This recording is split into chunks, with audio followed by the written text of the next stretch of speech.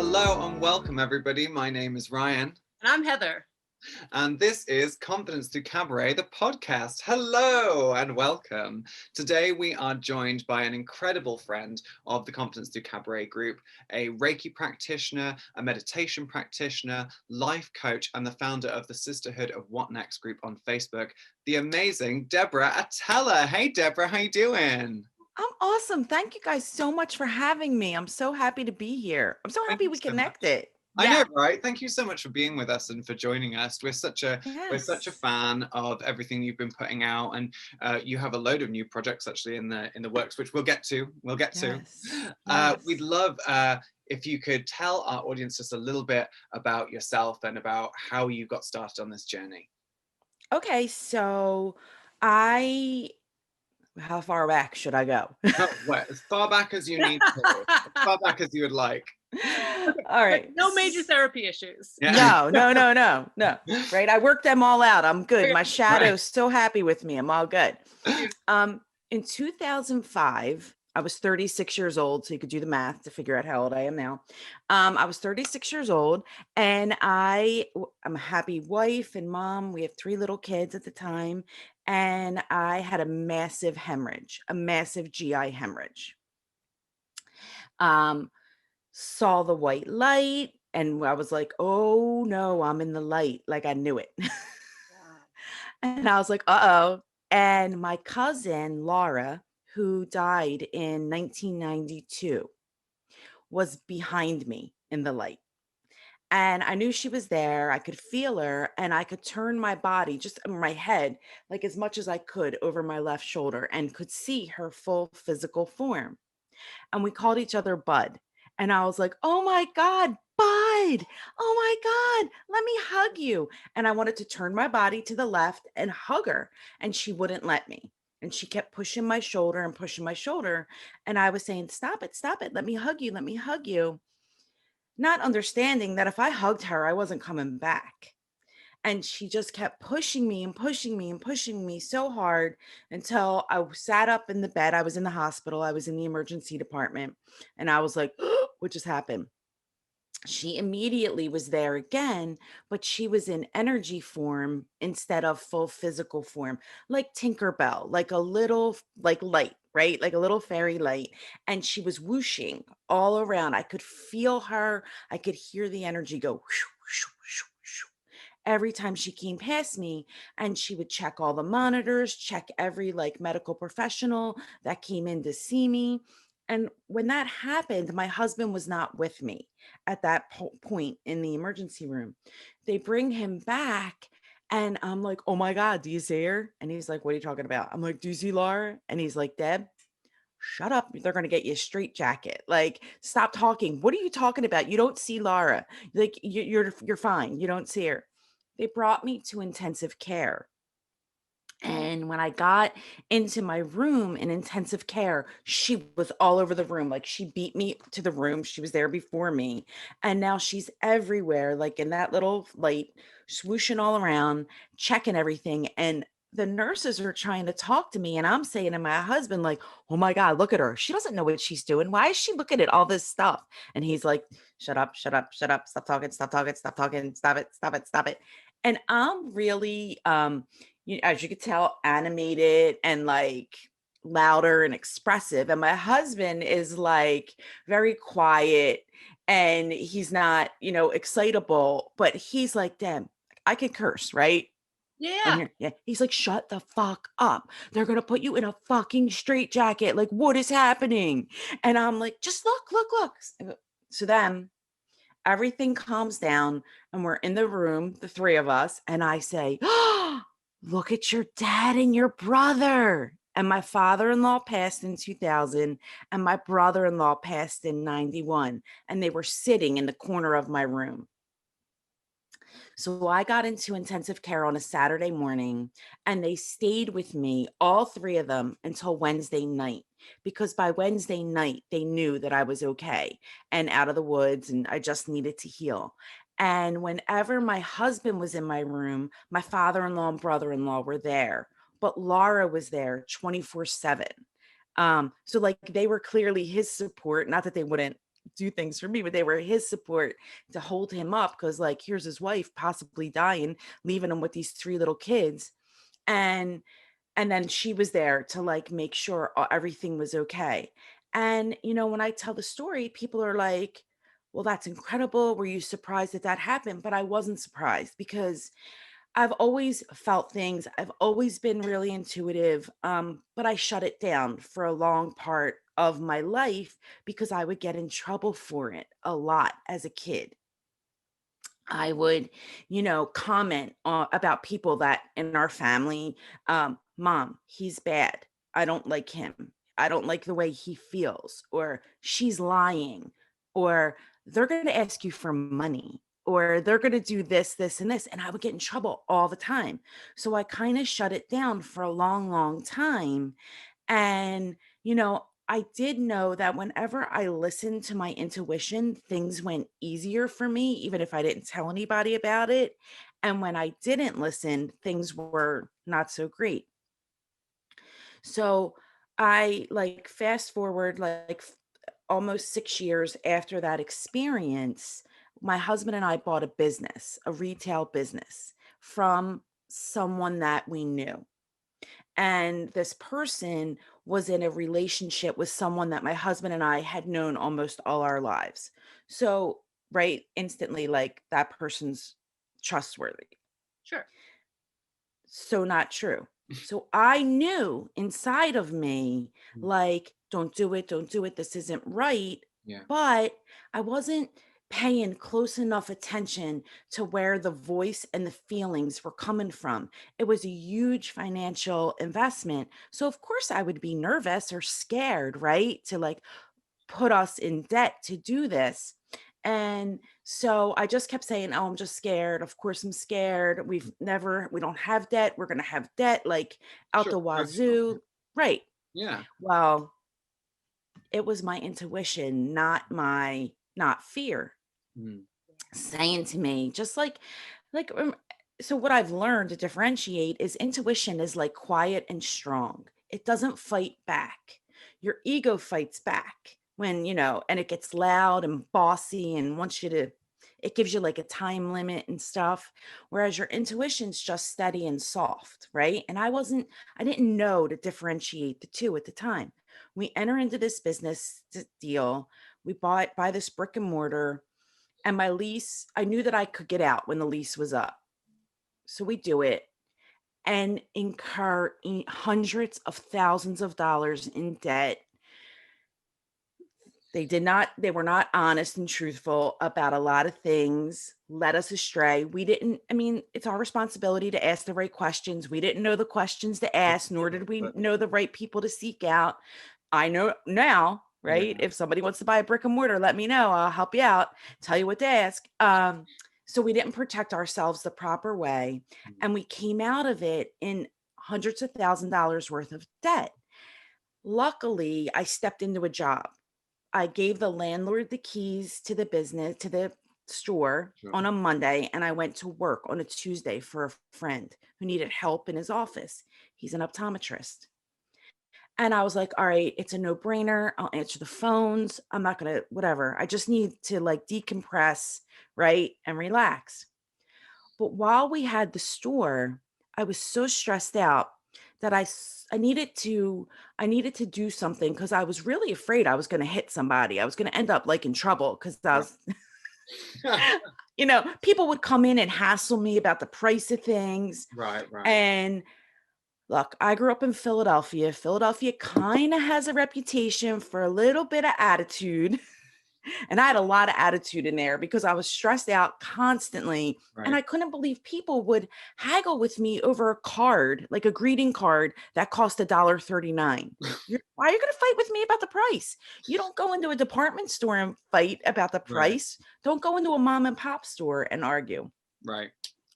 I got it in my mind, or my intuition told me to meditate and it would help me. So while we had the store, I met this amazing light of a woman, Allie, and I would go and meditate with her, guided meditation, and I would receive Reiki every couple weeks, and it would get me through. And then I would go again and it would get me through, right? Sure. So now I'm working for the doctor and I end up going from just answering the phones to managing the practice. And I love him and I love my coworkers and we laugh all day, every day. And it was so much fun to work there, but I was in so much debt. And my husband's job was never going to get us out of that debt, right? And my job was never going to get us out of this debt. And I was so unsatisfied. And on Wednesdays, we had evening hours. And I was like, every Wednesday, I would be lying on the sofa, playing on my phone, watching TV, not doing anything constructive. And I was like, I bet if I would meditate every day, I could figure out what to do. And I knew the benefits when I would meditate regularly, but I didn't always do it, right? So I decided, okay, I'm going to meditate every day for a year. Even if it's only for 1 minute, I'm going to do it and see what happens to my life. So I made this deal with myself and I am like the ultimate quitter. I joke, I even quit life. That's why I, backed it up to the near-death experience. The only two things in life I haven't quit is my marriage, because we're crazy about each other. Thank God that works out. And school. But I did try to quit school. My parents wouldn't let me. Okay. So I'm like the ultimate quitter of things. And I'm like, all right, but I can do this if I take away all the rules about it and give myself leeway. So I start to meditate every day. And I had gotten like I had learned transcendental meditation in those years. I had learned all different forms of meditation. And I just go for it. And I turn myself from a complete night owl into a morning person. And I was still working at the office at that time and had to be in by 9. And my youngest was still home going to school. And I would be up and I would get up early and I would meditate and I would do this morning routine. And little by little things started to happen. And I started to like get ideas and follow them up. And then I started to meet people and then like be join different groups, right? And then meet people in groups. And they're like, did you ever read this? Or did you ever hear of that? And it put me on this personal development journey. And I started to get coaching regularly and energy work regularly. So that gorgeous light of a light, Allie, had a friend named Sally. And Allie had moved to another state. And I came in contact with Sally and I started to go to her, and she calls it soul coaching. And I would get coached and energy work regularly. And from the minute we started to work together, she said to me, you're a healer. Like, you're not going to be able to not do this healing work. And I'm like, you don't know about me. No, I'm not. How dare like, you? Right? Like, I'm never going to put my hands on people. Humanity, huge fan. Huge fan. Individuals, not so much. Right. Like, it, like, I can't do it. I'm not that girl. She's like, you'll see. And the more that we did and the more that I explored with her, the more all of my spiritual gifts opened and I let them. Right. Because now I wasn't in trouble for them anymore. Like, I had to let go of all that. And I had a guide to help me and to see, like, it's not scary, because I was always so scared. Like, oh my God, what am I going to call in? Like, something bad's going to happen. And every step that I took, like every time I tried something new, or every time I, got a new client or did a different workshop or went to something different and met somebody new, became part of a different group, it just gave me like this little tiny bit more confidence. And then I would like step into the next thing. And then I would step into the next thing. And not everything worked out. And even the things that didn't work out, I never look at them as failures. Like, I've put so many courses out that I've gotten like crickets, but I don't look at it like I failed. It just like fills up my brave meter, right? It was like, oh, well, I took a shot. At least I did something, right? At least I'm not just sitting around, not doing anything, wishing or hoping or criticizing somebody else for not doing something. Right. And so that's my meditating, keeping that promise to myself, because I never have kept promises to myself my whole life, really gave me the confidence to keep going and trying and doing. And at the end of 2018, I left my um, 9 to 5 job to work Yeah. in my business full time. Well done. Yes, and then I started the Facebook group and it's grown. It's amazing. The Sisterhood of What Next, and then it led me, to doing my podcast, which will be out soon.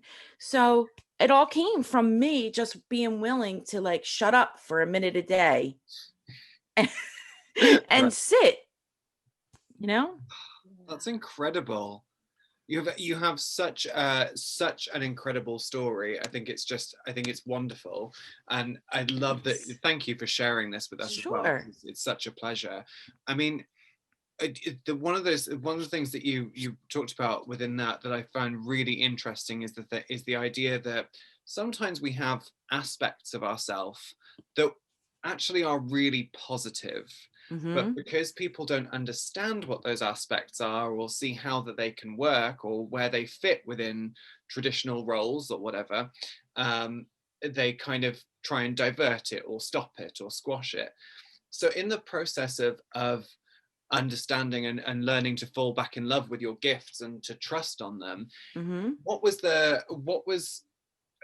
that like for you to kind of to realize that those things could actually be something that you shouldn't have to hide anymore? What was that like for you?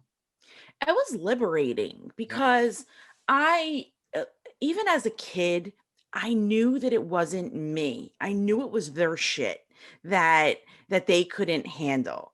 Right. Even as like a little, I mean, like 3 years old, like I knew it wasn't me. But you don't have any what's the power or control, so you kind of have to fall in line, like you don't have choices. And I didn't even realize how much I shut those parts of myself down until I let them come back out. Yeah. And then I was like, oh my God, I shut this down hard, you know Yeah. Yeah, Mhm. absolutely. Absolutely. So how do you keep going? Like, so I know you're saying you reach, you know, you have the intuition, you have the practice, you have the desire, and then you do something, and you don't get the results. Mhm. And then so you do something else, and you don't get the result. Like, how do you keep going? What gives you that? Where does it come from? you know I don't know. I ask it all the time. I'm like, why am I so willing to do these things? Why am I so willing to put myself out there and do this stuff and some other people aren't? What is it? And I honestly, I would be lying if I said I knew what it was. It's just that I've gotten to the point that I can't not do things anymore. I Right. spent so many years of my life not doing things, Mm. not trying things, not taking a chance. Like think about like if you're ever been in work and you're in a meeting and you have this idea and you don't speak up and then somebody else says the exact thing or almost the exact thing that you were thinking and you're like, son of a bitch, why didn't I say it? I had that same idea. Like I just got tired of that. Yeah. I got tired of it. Yeah. I just would think that like I can't I've had my own business for a long time, but I Mhm, can't imagine doing something, it doesn't work. Trying something mhm. else, it doesn't work. Like I think my threshold would be a lot, my bar would be a lot lower than yours. Like it's just it's just such a major achievement and credit to you that Mm. you keep going. So do you Mhm. think that that comes from adversity? Like, I don't have a choice, I have to keep going? Is that, I or is it feel more like that you feel like you're working towards something? I honestly feel like I can't lose. I honestly feel like I'm on this path and there might be like rocks in the path that I got to like step over, fall over, trip over, but I feel like I can't lose. Mm. Yeah. Yeah. That's more than inner alignment. That is deep knowing. Yeah. Mhm. Oh Wow. yeah, that's a really Mhm. good point. Yeah. Like going right into the core of it and knowing and embodying your truth. And Mm-hmm. that's a major thing. That's incredible. I mean, a lot of us, I still struggle to know my, my great I am, or, the great cause that we have, I Mm-hmm. think it's really amazing to have that conviction so cemented into your practice. Is that something obviously within your coaching and within your practice, is that something you try to foster in your sort of clients and the people who come to see you?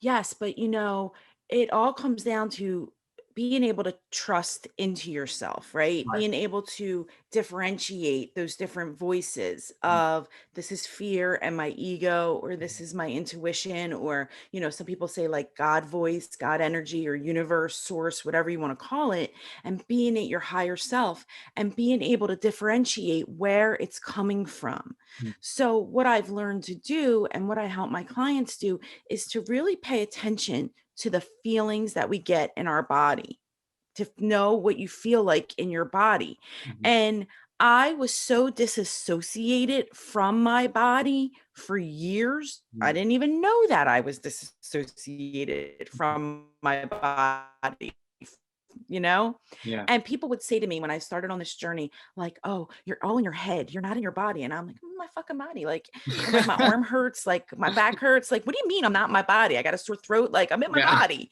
And they're like, "No, you're not. No, you're not." And I didn't understand like energetically what it meant Mm, until one day when I was meditating and I was like really grounded. And it was like I felt myself come back into my body. It was like I sat on my lap. right. It was like I just like sat back into myself and I was like, okay, I'm in my body now. I get it. I understand it.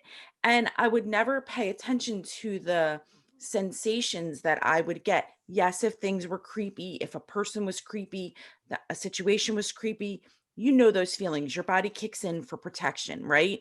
But Mm, all the other little things, like somebody's not really creepy, but are they lying? Or, do I want this versus this, and yeah. feeling like, oh, when I think about this option, I kind of go like this and shrink a little or constrict. Yeah. When I think about this, I kind of sit up a little bit straighter and my Mm, heart opens a little, or I get a little flutter in my stomach, or I feel lighter, right. Right. and just being really able to tap into those things, to even just to recognize that that's happening. Yeah. And so this comes from meditation mainly, or are there other practices? So that's the way that I came to all of this, right? I'm always like meditation. I feel like it was like my main tool because it led me on the path to learn all these different Yeah. things, you know? But it comes from, if people, and I think everybody in the whole world should meditate, but some people are so resistant to it no matter what we say. But being mindful, Mm, like just being mindful. Mm. Like, okay, you're doing the dishes, just do the dishes, pay attention to what you're doing. You're taking a shower, you're washing your hair, you're in it, you're washing it. Or we should all be mindful when we're driving, but not everybody is. Like, you're just really focusing on what's going on around you, or taking a walk and not having music playing or a podcast playing, or an audiobook playing. You're just out in nature. And my connection to nature, which I never had before, that I do now, also has helped me so much be present and more, what's the word I want to say? So much even more grounded Mm. in right. myself. Yeah, I know. Because I know yoga is a form of meditation, and I know if I'm doing Yes. a class, some of the time I'm thinking about what time is it? Like, how much longer do I have to sustain this Sure. part? And then I don't go anywhere near. I don't get as much out of it. I mean, I'm still doing the physical things, Yeah. Right. doing them as well or as hard, but I am still doing them. And I think that's so different to if you just breathe into it and just be in each move or pose or Yes. stretch. And then you get to that bit where you leave it and you go, wow, was that already the end of the class? It's an entirely different experience of that same hour or however long it is. Mm, Yes. So okay, so your clients sort of learn to read their bodies, Mm-hmm.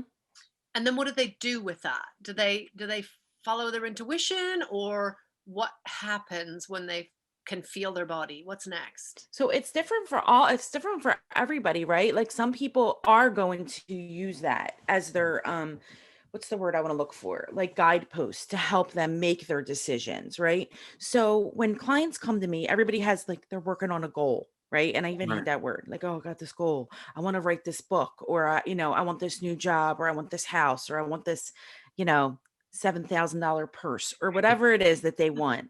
Yeah. you know, God bless whatever people want, they want, right? So I always take it to, well, why? What's your why? Why do you want this? What is the why behind you having this? And when you think that you have this, when you get this, what's the feeling you're chasing? Okay. Because if you can't have that feeling without having that tangible thing right now, you're never going to get this. And if you do get it, you're still not going to be satisfied. And you might have that feeling for a second, but it's not going to last. It's like when lottery winners win for millions and in 2 years, they don't have any money again. Yeah.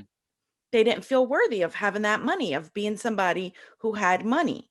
So get worthy now. Find your worthiness now. Find your happiness now. Like, oh, I'll be happy when I find that partner of mine. Well, you better be happy now, because somebody else, your happiness can't depend on somebody else. I've been married for a really long time, and my husband and I have been together since we were little kids. We've known each other our entire lives. We were together when we were young. We broke up, we got back together. And when we got back together in our early 20s, we got married, had babies, built a life together. And, I used to like subscribe to that Jerry Maguire bullshit of you complete me, you're my twin flame crap. And as I've gotten older, I'm like, he doesn't complete me at all. I am perfect, whole, and complete myself. He compliments me. Right. My happiness is not dependent on if he's happy. He can't make me happy. Only I can make me happy. Right. And it's practices like that of just becoming aware of, because most people are not even aware of the things that trigger them. They know they get triggered, but they're not like, oh my God, that set me off. Or like, why does the same thing get you every time over and over and over again? Yeah. Yeah. Yeah. Yeah. I love that. Perfect, whole, and complete. I'm actually writing that down. Yeah. Because we all are. We're all perfect, whole, and complete. And we think we're broken. And look, I have had so much fucked up shit happen in my life. Abuse, mental, physical. I've been sexually assaulted as a child, as an adult. I've had all kinds of crazy traumas happen in my life. But I'm not a broken person. Like, there's no part of my soul. Your soul can't break. That's broken, Yeah. And if there's cracks, and the light comes through the cracks, right? Oh, sure. That's it. Yeah. It's like shabby chic. I'm down for it. And you've said everybody is their own healer. Yes. So what does that actually mean then? So I mean that the medicine of what we need to be happy, to find our way in this world is inside of us. All the answers, I really believe, of everything that we need to do is inside of us. And it's just learning to trust yourself enough to let you lead you on the path. Now, look, do I know things about what's like a top, like aerospace things? Oh, no, but I could read a book and then learn it, right? So those answers are inside me, but the knowledge and the ability for me to go find a book or a class to learn it is. I don't need somebody else to say to me, just you can learn in a book. I know I can learn in a book, right? So I know that if I need help with something, because one of my mantras is I am in the right place at the right time with the right people. Like, I know that if I need help with something, somehow, some way, I'm going to get led to where I need to be to get that help. I'm going to come in contact with the right people on this journey to enjoy the journey even more, to make it more fun, or to push me further.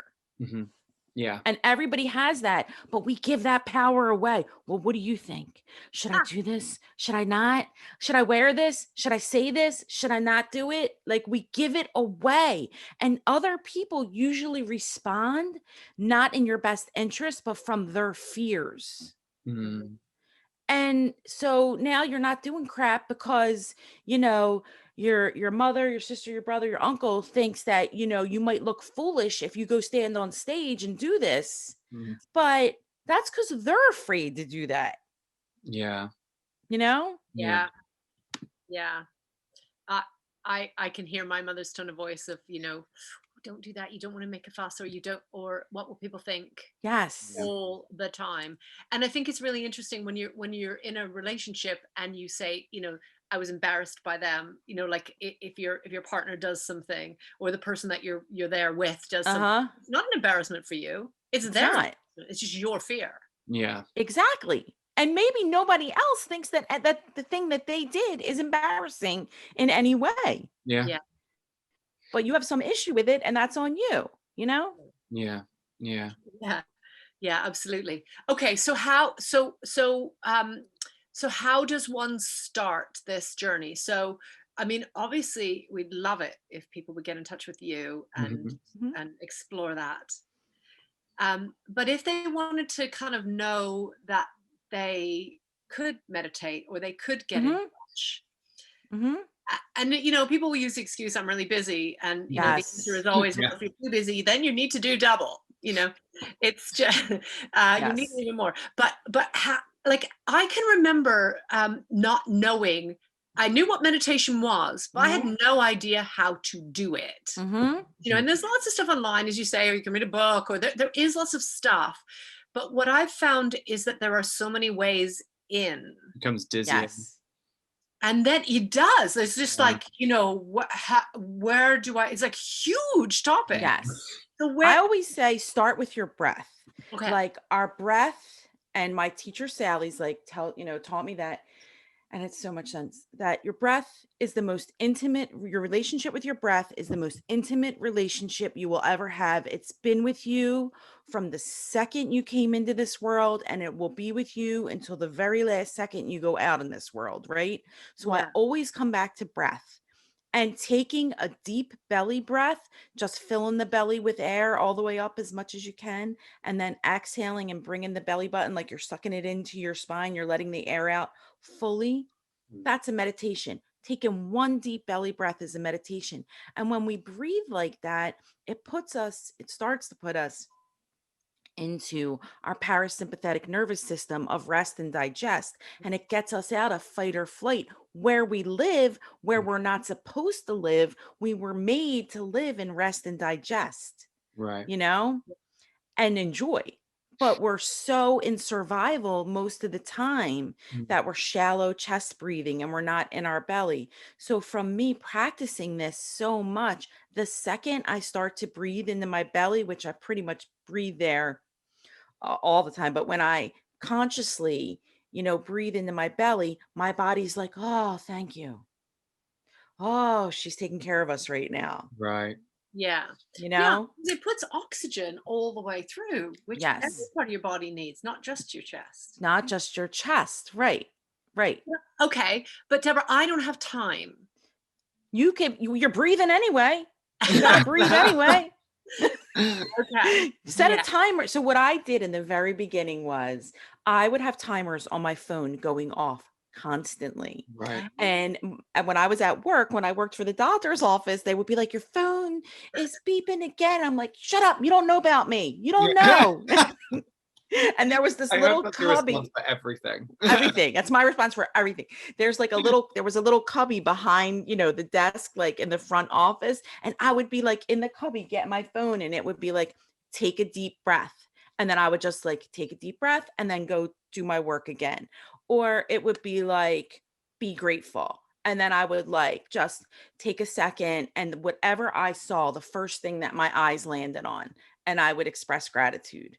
It didn't even have to be something that was all, I'd be like, oh, look at these charts. Okay, I'm grateful they're there, not my hands, and I'm not dealing with somebody right now, or whatever. I would set reminders on my phone all day, every day. Say something nice to yourself. And that's huge. And in the beginning, when I started doing these things, I couldn't say anything nice to myself. I Mhm. was so critical, and I'm funny. So I would always make things like a joke, criticizing Right, myself, yeah. but your body doesn't know, right? But your body doesn't know the difference. It just knows it's a criticism. Yeah.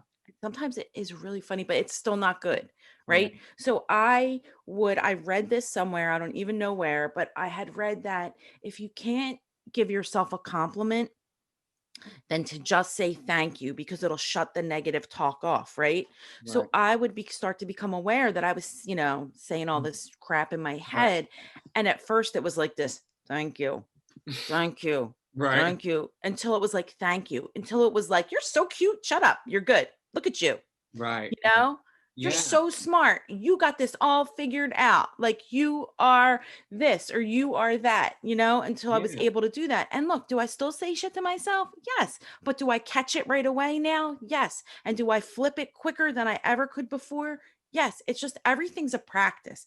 Meditation, like yoga, is a practice. There are days that I sit and I'm like, why am I doing this? I don't Right. even feel like sitting here right now. And I'll take a breath and I'm like, all right, and let's go. And some days I sit for a minute and some days I sit for 90 minutes. It just depends. I let it be whatever it wants to be. And I don't judge it or fight with myself like I used to over and over and over again about it. Right. Beautiful. Oh, Yeah. Thank you. Thank you. Yeah. I also found that, when I teach people meditation, mudras are so helpful because they're hand poses and they give your brain something to do. And everybody's like, oh, my brain will never stop. My brain never shuts up. Never. You get like those little spaces in the gap sometimes where it's quiet. That's it. But I found that when doing a mudra, it gives your brain something to do. And for people that really struggle, they're great. So one of my meditation teachers would do this, just touching each fingertip to your thumb and right. like a kriya and saying, peace is in me. Peace is in me. And just doing that, or you can do it with each breath, like one full breath in and out, and then move to the next finger, one full breath in and out. And so you do tap each finger and then work your way back. Little things like that. And you can do that when you're walking in the grocery store, when you're out, or even if you're in traffic, your eyes are open, obviously, but you're tapping on the steering wheel, like Sure. peace is in me. And it helps you get calmer and just more mindful. Right. Oh, my goodness. Thank you so much for joining us today. It's been such a Oh, pleasure to have you and to feature you and to hear about your story and your practice as well, because it really is phenomenal. thank you. And because you cover so many different disciplines as well. Where would people come to find you to talk about this and to start on that journey with you? Sure. So on Instagram, I'm at Deborah Attella, just my name, and then my link tree is up, and Sure. then my website is on there, or you could just go right to my website, deboraattella.com. But on the link tree on Instagram, it also, and my face and my website will too as well, also link women to my Sisterhood of What Next group. Amazing. But I'm in it. yes, you are in it. But if you go on Instagram, that link tree, everything is on there. Oh, It's like the amazing. one-stop shopping. Yeah. And then they could always, fill out a form on my website, or they can DM me, if they wanted to have a conversation. I always, when somebody new comes in, I'm always open to like a 20-25 minute free discovery call, because maybe I'm not the right person for them. Maybe I'm not the right fit. And you don't ever want to enter into, I don't ever want to enter into a coaching and healing relationship that we're not a good fit. So maybe it's not me, maybe it's somebody I know, or maybe it is me. And then we go for it, you Yeah. know? Yeah. Mm-hmm. Yeah. Oh, and you also have a brand new podcast coming out, right? Yes, which you guys will be recording next week on. Yes, I'm Yes. so excited. I can't wait. Yes. Tell it like it is. I tell it like it is. Amazing. Yes. Amazing. And I love that you have shared with us the alarms. I will go away and set alarms. I set alarms all day anyway, so I was Yes. thinking actually that's the one piece that I could take, and the Awesome. piece that I can then um, implement into the daily practice. Mm. So Mm-hmm. we do need I do certainly need little reminders, so that's really helpful. Yeah. And Yes. funnily enough, I started doing my own thing of recognizing things to be thankful for as a gratitude practice. I actually started yesterday, so that's kind of cemented me a little bit further Oh, I into that practice, love it. which is quite nice. Yeah. So yeah. Yeah, and I think I have lots of practices at bedtime, but it can become very cumbersome. Like Mm. I'm too tired, and now I've got to do Yes. yoga nidra, and I've got to do journaling, and I've got to do gratitude practice, and I just want to go to bed. And so I like the little throughout the day kind of Yeah. reminders Yes. to just do little and often. I think it's Yeah. beautiful. Yeah. Yes, just little. And I know that I'm the kind of person that once something gets like rules around it, at which some of them I imposed myself, I'm not going to do it. I'm Yeah. not going to do it. So I have to keep things open and flowy in Yeah. order to get me to do it. And the more fun it is, the better. But I have the app Insight Timer on my phone, a free meditation app. Right. And every 10 days that you use it, you get a star. So there's days that like I use the timer Yeah. or a guided meditation. Mostly I'll just use the timer, but there's days that I don't, but I go in and I log my session Right. because every 10 days you get a star. And just Right. that little like that little bump of praise or that little like win for me. I'm like, oh, yep, got 10 more days coming. Like tomorrow, Right. it'll be 1,400 consecutive days that I've meditated. Wow, that's amazing. Mhm. Congratulations. Like But that Thanks. you can't dedication break to that. achievement. Like Yeah. I can't break that. Right. Yeah. I'm like, oh my God, I cannot break 1,400 days. I no. started meditating in 2012, but I didn't make it a daily habit until 2017. So Right. I'm like, okay. Like, Wow. and I honestly, when I deviate from meditating, like as soon as I get up in the morning, that's when I like to do it. Right. My day gets wonky, Mhm. Right. like Mhm. I can adjust other things, but that one thing, making Yeah. my bed, as soon as I get up, I make my bed and Yeah. and getting my meditation in. And then my day is whatever it is. But it's, if I don't do those two things, I'm off, right Right. away. Yeah. Yeah. Mhm. Oh, Amazing. Yeah. And you can't let it go now. And those little milestones really add up. They They really add up and they just give you that little bump. And one thing we didn't talk about really quick, I'm just want to say is okay. we don't celebrate our wins. Like we need to celebrate our wins. And some days the win is stayed alive. Some days the win is drank my water. Yeah. Some days the win is I got a new client and a big fat contract. Right. But it can be anything. It could be, I saw a cardinal today, or, I did this today, just little tiny things. Yeah. I ate like my favorite food, or I cook this delicious meal. We need to celebrate. And in my group, I have it on Fridays, like, what's your win of the week? Mm. And not everybody puts stuff in there because, and I say it all the time, it's not about business. It can be, but it's not.